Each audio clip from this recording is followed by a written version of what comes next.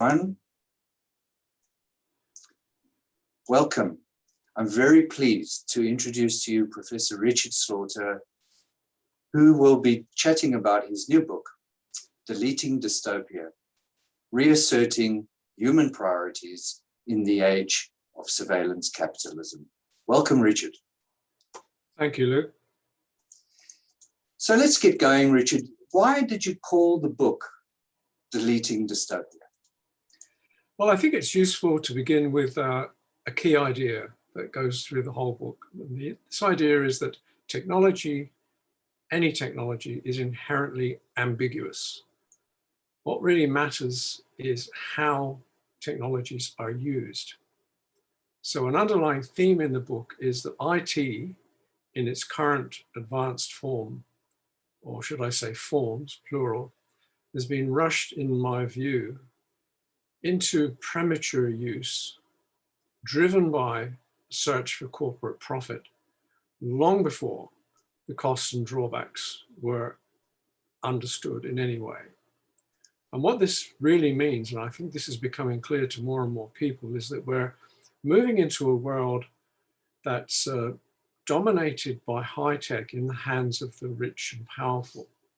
The more you look at this, the more you look at the implementation of some of these technologies, the more it becomes clear that as these extend, get used by more people, inherently become more powerful, what they point towards very, very clearly, I think, is not so much a future of peace and prosperity, but a nightmare future, the kind of future that is useful to us because it depicts the kind of world that we do not want to inhabit. And that leads to all sorts of responses in the present, of which this book is one. Thank you, and very timely. Could you briefly describe some of the main issues, some of the key issues that you draw on? Sure. I think most people are aware of something happening around privacy. It used to be an assumption. It's in the UN 1945 Declaration of Human Rights as one of those inalienable rights that all people have. But I think most people are aware that it's being eroded over the last decade or two, so it's no longer quite as clear or secure as it was. For example, we seem to be right in the middle of losing control over our personal data.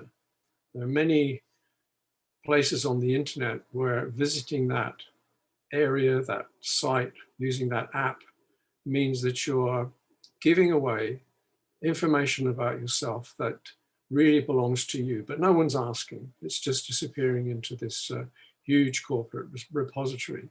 Now, allied with that is the sense that I think, again, most people, certainly those in dealing with young people, are beginning to become very concerned about the growing damage to young people in terms, for example, of their addiction to screens and those online apps that exploit them. It's been noted, for example, that boys some decades ago spent a lot more time outdoors. And one survey I looked at quite recently suggests that the time they spent outdoors is basically halved in general because of the rise of screens. So there's the sense of dominance of the screen in young people's lives long before they have a clear ability to distinguish and understand what's happening. Now, allied with that is something that's, again, all around us, and that is the drift towards universal surveillance. The use of facial recognition software means that now in various places around the world, particularly the more oppressive places where there are authoritarian regimes, this technology is used en masse to scan large numbers of people. So we get to the point very quickly where populations are seen as abstract entities, and their details of how they look, how they behave, what they do are being recorded and made available to anyone who takes the trouble to use these technologies. And alongside that is this huge danger of permanent cyber war, which is countries, particularly the biggest and most powerful countries, using IT systems to surveil, invade, take over, threaten anything. Hospitals, we've seen it already, banks.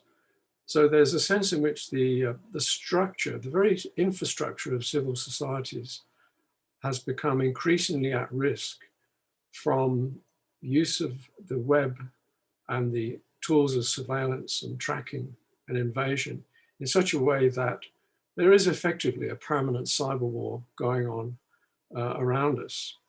And then lastly, in terms of the key issues, sitting behind this is this growing sense of the huge power imbalance between internet oligarchs, big companies, and everyone else.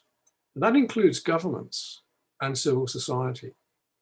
If you think of Facebook's ability to take down all those websites in Australia while it was having a discussion with the Australian government, it demonstrated the power that they have to hold a whole country to ransom anytime they felt like it.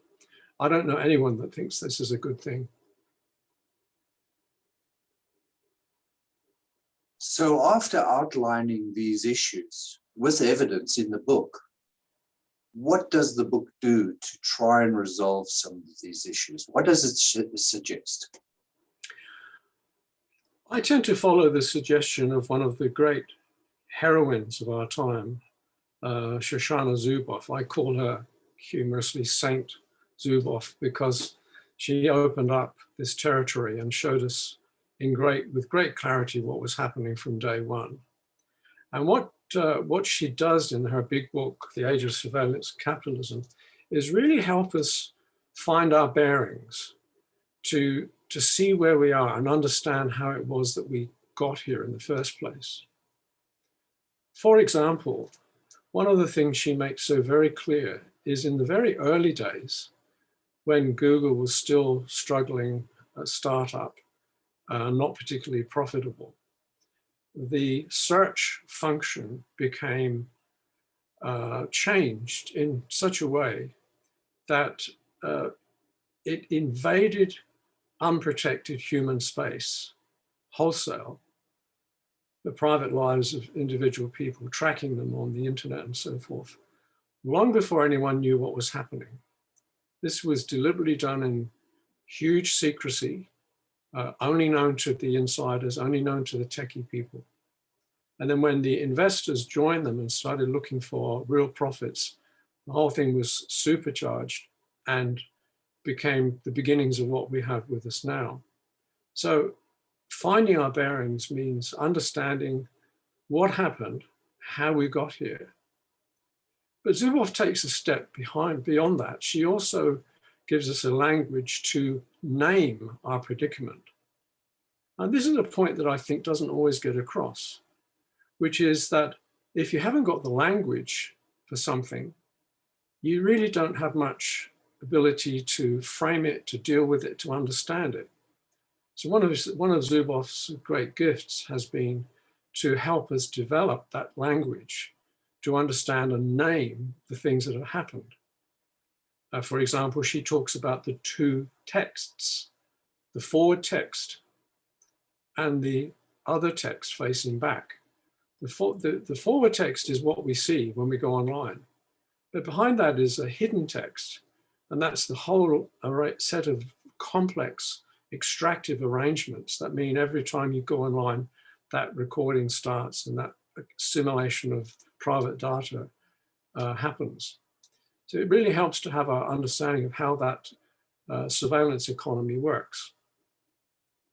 The book also contributes to the dealing with these issues by taking up the idea, which I think is steadily becoming understood, that the oligarchs don't have a social license for what they do.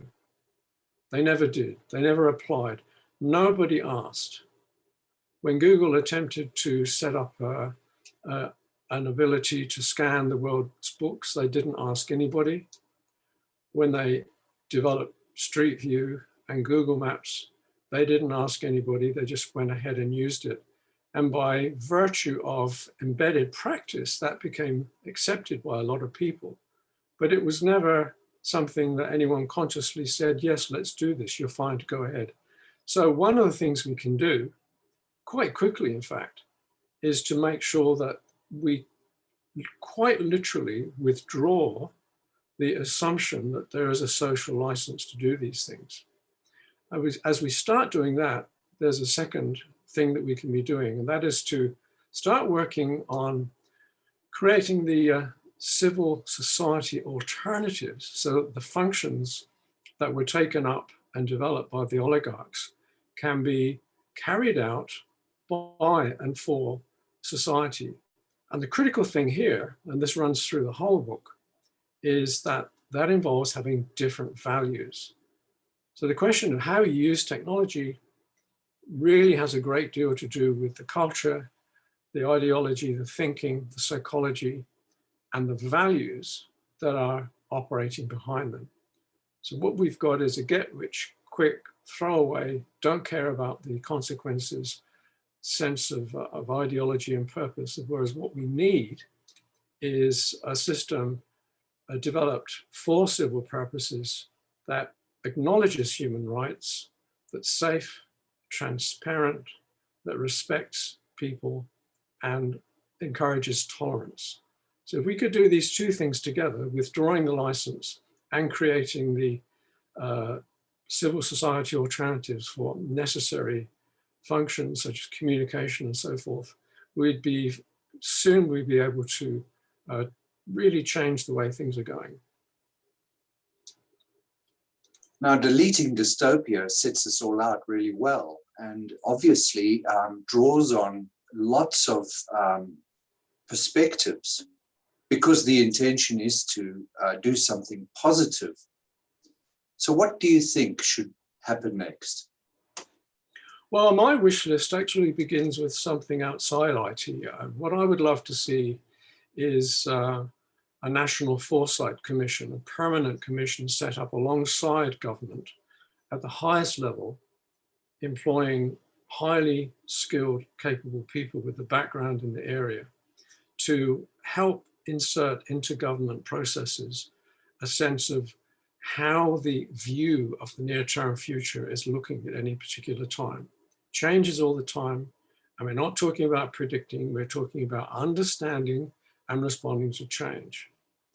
Now, my view is that had that been in place back in the early days of the development of the internet, then we'd have had a much better sense of where things were headed, and we could start making adjustments, making good decisions. In fact, there were institutions like that. The US had the Office of Technology Assessment, had the Congressional Clearinghouse on the Future. But very unfortunately for all of us, the ideology of economic rationalism pushed very hard for small governments. And therefore, a lot of these entities, including Australia's Commission for the Future, were seen as being dispensable, unnecessary, at the very time as things were growing in this area and developing and becoming more clearly significant. Most of them simply fell by the wayside and were dispensed with.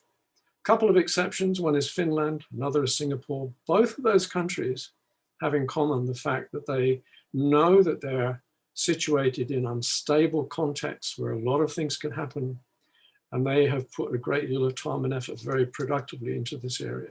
So the first thing I do is to get that National Foresight Commission up and running. Secondly, something that's already happening in a small way, but needs to be boosted hugely, is to strengthen the legislation that helps to rein in the power of the oligarchs. One approach to this is called antitrust, and it's something that existed in the US years ago, but again, it was abolished by Bill Clinton under the pressure of the economic rationalists. If that can start to happen, then we can begin to make use of the resources that already exist to replace these really very unhelpful entities with social utilities that are based on human need. Now that's going to cost a lot of money. And the obvious place to look is to tax the 1% super rich, who, as you know, have been really only paying minimal tax. In Australia, Kerry Packer is known for boasting how he paid no tax. It's an old story. That needs to be fixed. Another thing we need to do is to realize that dystopia is actually useful. It warns us of places and situations to avoid. So I would like to use dystopia to get useful work done, but at the same time, be following the notion that the future doesn't have to be that way. It only becomes that way if we passively follow and allow the decisions to be made elsewhere by that powerful minority. So we need to do two things, and I stress that the beginnings of this already exist, is to redesign the IT systems in general from the ground up, and to draw on the existing resources around us. A couple of quick examples. In the UK, there's the Oxford Internet Institute. In Australia, we have the Centre for the Responsible Use of Technology at the Australia Institute. We also have Reset Australia, which is doing excellent research. So we do have some of the absolutely vital starting points and capability and skill and knowledge to start doing these things. What we need to do is to ramp them up, value them, assess them, and start putting them into practice. That's something that needs to happen at all levels of governance, and it absolutely requires that universities play their part in making this happen.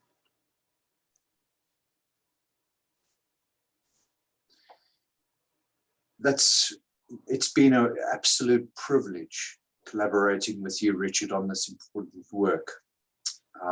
Thank you so much for this contribution to the way forward, especially since it adopts a constructive way forward to what could be a dystopian future. Thank you. You're very welcome.